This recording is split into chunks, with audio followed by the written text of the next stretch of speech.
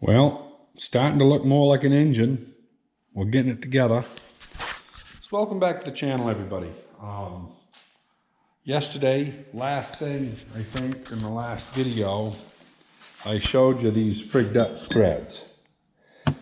So this one here I think is going to be okay if I can get the nut off. They're both frigged up. I don't know why, but let's walk upstairs, see if I can find some in my junk. Well, I'm up here on the top of the barn and see what there is for studs, bolts, whatever. Nothing in that one. Look at that. I am going to need that though eventually.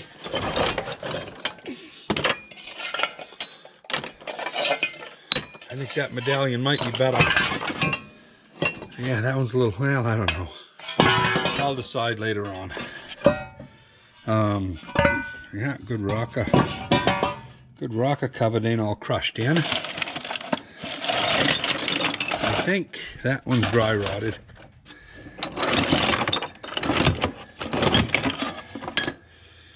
Top of a oil filter housing. Friend of mine's looking for one, but he needs a bottom piece that actually holds the bolt. That's not it. And I got a few crumbs in here. Nothing, just brake pads. I don't know if those are H or B, but anyway. The John Deere A ones there. Those could be B too, actually. I'm not sure. That's probably an H in there.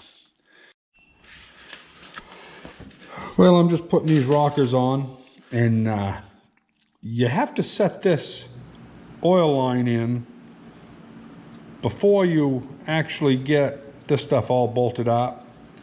And I got it snugged. It's not tight. Takes a 5/8 wrench.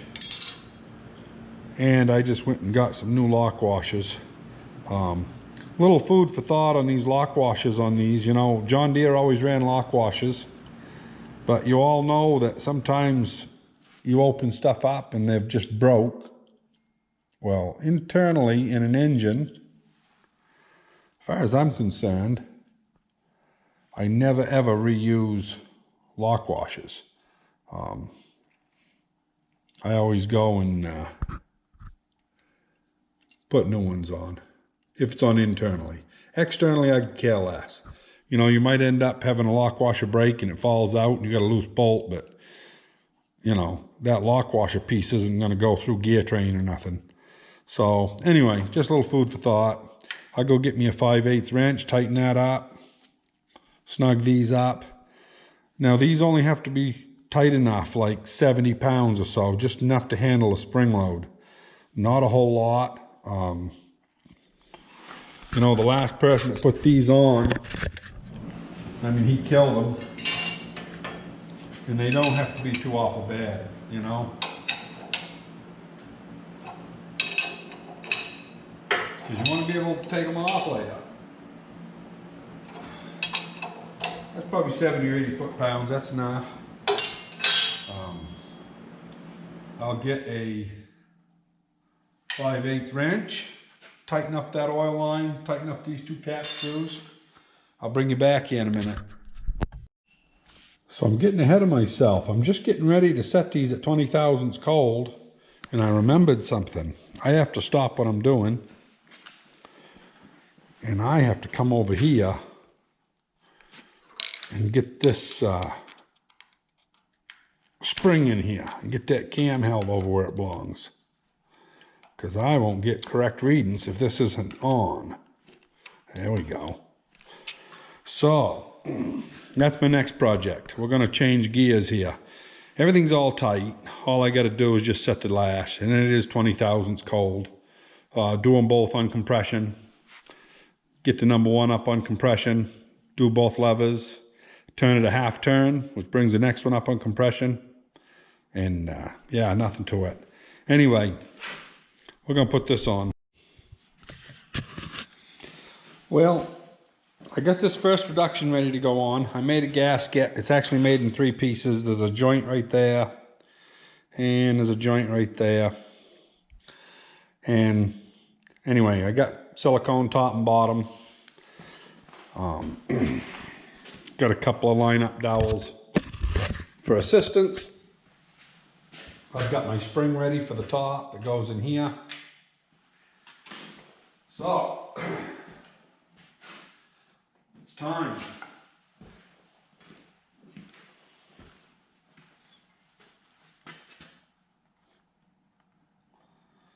So, get that bottom bolt started. That top stud started.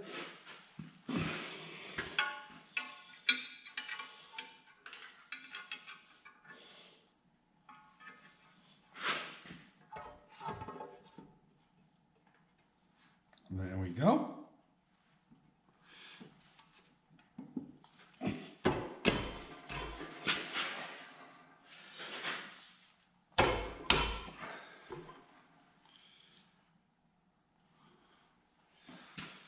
Yeah. The only thing that I got to do now is get a long bolt in here.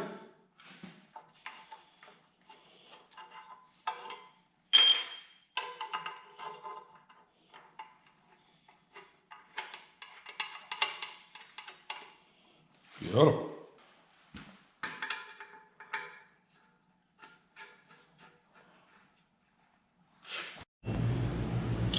I had to get my correct socket here.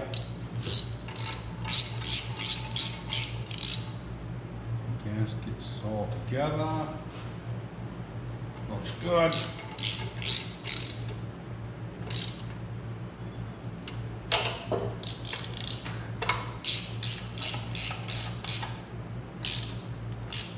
Oh, looks nice. Got just a little bit of squeeze out all the way around.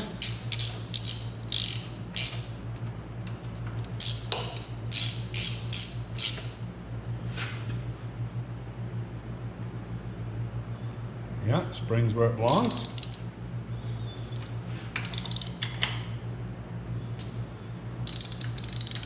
Oop.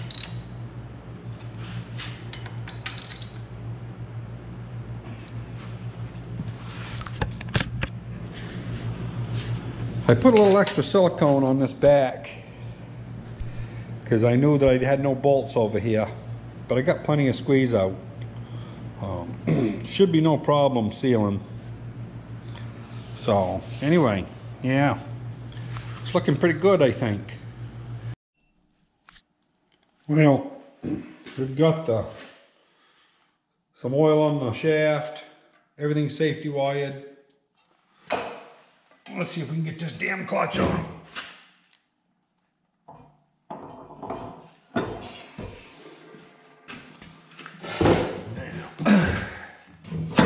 There we go. It's gonna be a little noisy when we start up because it rubs a little here and there, but not bad. She'll make her own clearance, as they say. So, yeah, now that we got this, actually I didn't have to put this on. I just wanted to make sure that spring was in there. Now we can get back over to adjusting the tappets. Anyway, I'm only going to show you one of these because most people know how to do it. And now let's change that cam enough that now stuff's tight. What am I doing here? I'm going the wrong way.